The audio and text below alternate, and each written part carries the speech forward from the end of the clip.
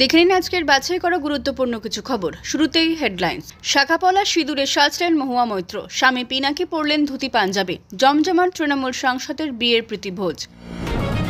হয়তো নামাজও পড়েনি, মাথায় টুপি দিয়ে শুভেন্দুবাবুর গাড়ির সামনে হামলা, গভীর ষড়যন্ত্র, দেখছেন নওশাদ।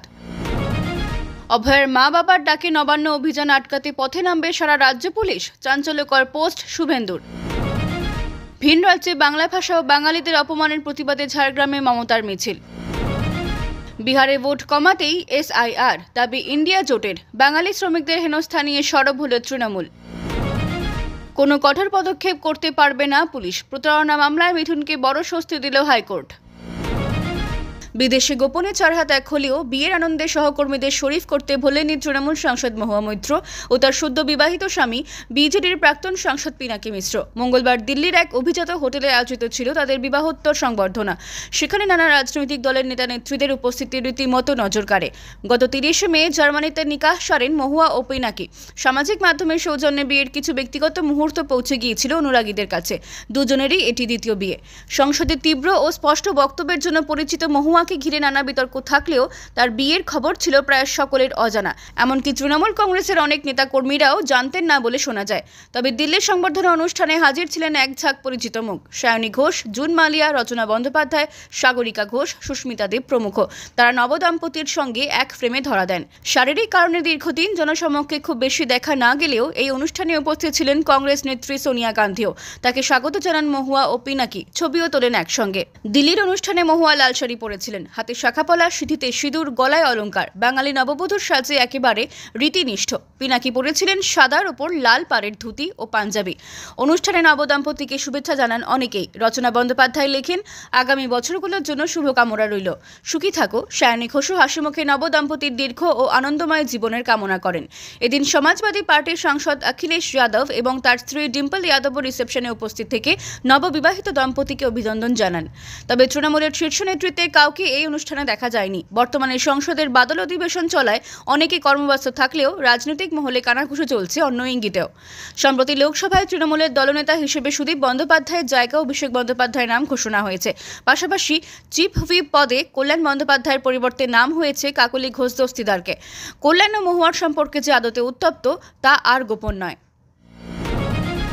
হয়তো নামাজও পড়েনি, মাথায় টুপি দিয়ে শুভেন্দুবাবুর গাড়ির সামনে হামলা, গভীর ষড়যন্ত্র দেখছেন নওশাদ। বিরোধী দলনেতা শুভেন্দু অধিকারীর ওপর কোচবিহারে হামলার ঘটনায় কড়া প্রতিক্রিয়া দিলেন ISF বিধায়ক নওশাদ সিদ্দিকী। তার অভিযোগ, হামলাটি পূর্ব পরিকল্পিত ও রাজনৈতিক ষড়যন্ত্রের অংশ। নওশাদ বলেন, এই হিংসাত্মক রাজনীতি বরদাস্ত করা যায় না। বাংলার সুনাম নষ্ট হচ্ছে। আমার গাড়িও ভাঙড়ে ভাঙচুর হয়েছিল। শুভেন্দুর অভিযোগ, হামলাকারীরা রোহিঙ্গা ও বাংলাদেশি মুসলমান। তারই পরিপ্রেক্ষিতে নওশাদের প্রশ্ন, সারা জীবন যে টুপি পরেনি, শুক্রবার নামাজও পড়েনি, সে মাথায় টুপি পরে গাড়ির সামনে হামলা করলো? এটা তৃণমূল বিজেপির বাইনারি তৈরির করা চক্রান্ত নয় তো? তদন্তের দাবিও তোলেন তিনি। ঘটনাটি ঘটে খাগড়াবাড়ি এলাকায়, যেখানে কালো পতাকা দেখানো থেকে শুরু করে ইট, বাঁশ, লাঠি নিয়ে কনভয়ে হামলা হয়। শুভেন্দু বলেন, আমি যদি বুলেট প্রুফ গাড়িতে না থাকতাম তাহলে আজ মৃতদেহ নিয়ে ফিরতাম। পুলিশে অভিযোগ দায়ের করেছেন তিনি। ইতিমধ্যেই কেন্দ্রীয় স্বরাষ্ট্র মন্ত্রক শুভেন্দুর সঙ্গে যোগাযোগ করেছে। প্রাণ নাশের আশঙ্কার কথা জানিয়ে তিনি আদালতে যাওয়ার হুঁশিয়ারি দিয়েছেন। এই ঘটনায় 7 জন গ্রেফতার ও মন্ত্রী উদয়ন গুহর নামে FIR দায়ের হয়েছে। অভয়ের বাবা মার ডাকে নবান্ন অভিযান আটকাতে পথে নামবে সারা রাজ্যের পুলিশ, চাঞ্চল্যকর পোস্ট শুভেন্দুর। গত বছরের 14 আগস্ট আরজিকর কাণ্ড ঘিরে প্রথম বৃহৎ নাগরিক আন্দোলনের পথে একের পর এক গণপ্রতিবাদের সাক্ষী থেকেছে দেশ। ওই ঘটনার 1 বছর পূর্ণ হবে 9 আগস্ট। সেদিনই নবান্ন অভিযানের ডাক দিয়েছেন নিহত চিকিৎসকের বাবা মা। সেই ডাকে সাড়া দিয়ে বিজেপি নেতা কর্মীদের অংশগ্রহণের নির্দেশ দিয়েছেন রাজ্য সভাপতি ও বিরোধী দলনেতা শুভেন্দু অধিকারী।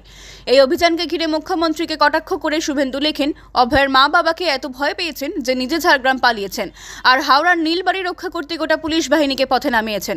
তিনি আরও লেখেন, অভয়ের মা বাবা নবান্ন যাওয়ার ডাক দিয়েছেন স্বাস্থ্য ও পুলিশ মন্ত্রীর কাছে জবাবদিহি চাইতে, অথচ মাননীয় শহর ছেড়ে পালিয়েছেন। কিন্তু চেয়ারটা তো রয়ে গেছে, সেটা টলিয়ে কেউ না দেয় যেন।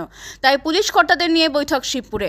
নবান্ন অভিযানে দলীয় পতাকা ছড়াই থাকবেন শুভেন্দু সহ বিজেপি নেতা কর্মীরা। তবে রাজনৈতিক উপস্থিতির কারণে ওই অভিযানে থাকবে না West Bengal junior doctors front. একই দিনে অভয়া মঞ্চর ডাকে কালীঘাট চলে কর্মসূচিতে অংশ নেবেন জুনিয়র চিকিৎসকরা। ভিন রাজ্যে বাংলা ভাষা ও বাঙালিদের অপমানের প্রতিবাদে ঝাড়গ্রামে মমতার মিছিল। কলকাতার পর এবার ঝাড়গ্রামে বাংলা ভাষা ও বাংলা ভাষীদের ওপর হেনস্থার প্রতিবাদে বুধবার দুপুরে রাস্তায় নামলেন মুখ্যমন্ত্রী মমতা বন্দ্যোপাধ্যায়। দুপুর 2:30 নাগাদ শাল ও মহুয়াখেরা পুরাতন ঝাড়গ্রাম থেকে মিছিল শুরু করে পাঁচমাথা মোড়ে এসে তা শেষ হয়। সেখানেই মঞ্চ থেকে ফের ভাষা নিয়ে বার্তা দেবেন তৃণমূল নেত্রী। এর আগের দিন বন্যা কবলিত ঘাটাল ও কামারপুকুরে গিয়েও তিনি নাম না করে কেন্দ্র ও বিজেপিকে হুঁশিয়ারি দিয়ে বলেন, আমাদের ভাষা নিয়ে কেউ খেলবেন না, অসম্মান করলে চুপ থাকবো না। রাজনৈতিক মহলের মতে ভাষা অপমানকে ঘিরে বাঙালি আবেগে জোর দিয়ে বিজেপির বিরুদ্ধে রাজনৈতিক কৌশল নিচ্ছে তৃণমূল।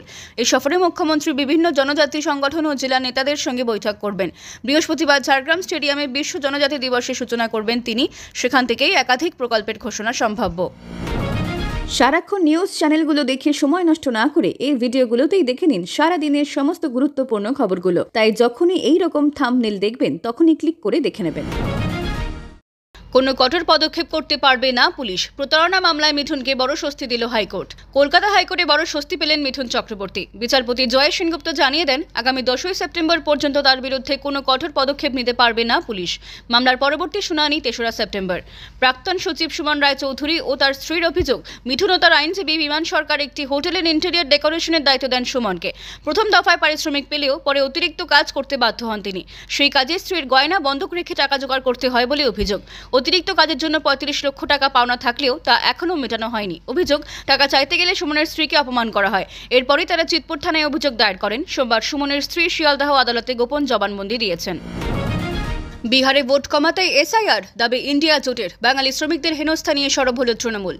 বিহারের ভোটার তালিকায় নিবিড় পরিমার্জন বা এসআইআর ঘিরে আজ সংসদের 2 কক্ষে তীব্র প্রতিবাদ জানালো বিরোধীরা। লোকসভা ও রাজ্যসভা মুলতবি হয়ে যায়। পরে ইন্ডিয়া জোটের পক্ষ থেকে সাংবাদিক সম্মেলনে একযোগে নির্বাচন কমিশন ও কেন্দ্রকে আক্রমণ করা হয়। ঘোষণা করা হয়, সোমবার সকাল 11টায় বিরোধী সাংসদরা মিছিল করে নির্বাচন কমিশন অফিসে যাবেন। বিরোধীদের অভিযোগ, মহারাষ্ট্র, বিহার ও কর্ণাটকে ভিন্ন ভিন্ন কৌশলে ভোটার তালিকা বদলাচ্ছে কমিশন।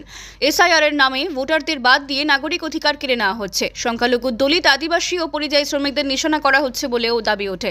তৃণমূল সাংসদ সাগরিকা ঘোষ বলেন, নাগরিকদের ভোট চুরি, পরিযায়ী শ্রমিকদের ডিটেনশন ক্যাম্পে পাঠানো এবং বাংলার অপমান তীব্র প্রতিবাদ জানাচ্ছে। বিরোধীদের বক্তব্য, সংসদ অচল করার দায়ে সরকার চাপালেও তারা কেবল মানুষের ইস্যুকেই সামনে আনতে চাইছেন।